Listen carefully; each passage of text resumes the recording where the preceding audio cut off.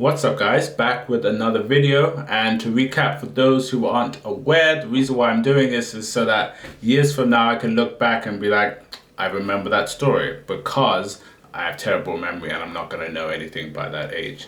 The thing about this series, if you want to call it that, I'm not making that many videos, is this specific story just made me want to do this. I was on my Hotmail, which I rarely use, but I just kind of kept scrolling, and I scrolled all the way to 2008 and beyond. But I stopped at 2008 because I found an email from this girl.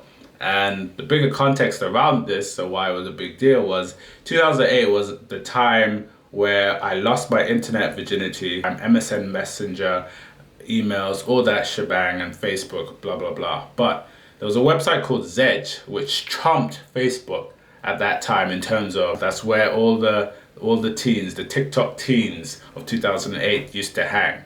And I was a big deal on that website. That website, well, now it's an app that you can probably get from the Apple Store or the Google Play Store, and you just download your wallpapers and your themes for your phone. But back then, that was a Facebook, Tumblr, Twitter, and Instagram all together. Like, your profile was like a big deal. Like if you had edgy content, if you had great music themes as soon as somebody opened your page, if you had a lot of downloads from the ringtones and wallpapers that you designed, if you had a lot of community like thumbs up in all your posts and stuff like that, people wanted to talk to you. And I was like the Mr. Beast, the PewDiePie of that website. There was a reason why I became a moderator. There was a reason why they hired me afterwards, as they ended up, competing with Facebook as Facebook started to take off. Like, I was a big deal on that website, and with that big deal, a lot of attention came my way, more so with the girls. Now, that's me online at that age, but in real life, being in, I don't know, whatever, was I, doing A-level or something in school? Like, I don't think I barely spoke to girls. I barely even asked anyone out on a date, let alone wrote a girl a poem. By poem, that leads us to the next bit. Me and Farah, the girl who I found the email, and the most important girl that I was actually speaking to on that website, like, it just became exclusive, me and her. And yeah, she was great. She was amazing. We had so much in common. Music more so, and then it just kept she kept nudging me to basically write her a song, and we then compromised that, I'll write you a poem. Not done that before. I think the next time I ever wrote a poem from this point onwards was to another girl in 2015.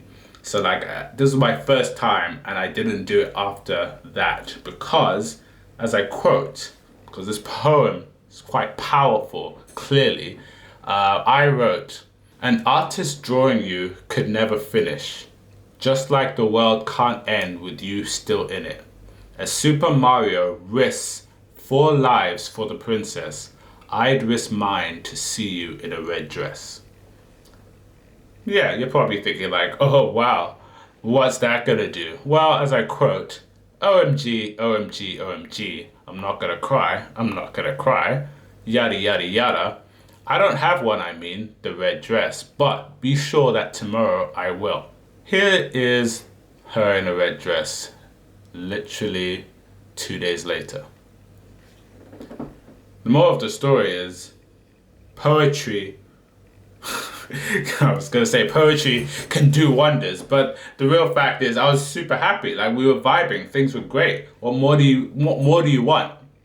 Well, apparently, you should count your blessings, because not long after I get I basically get banned from using the computer in school.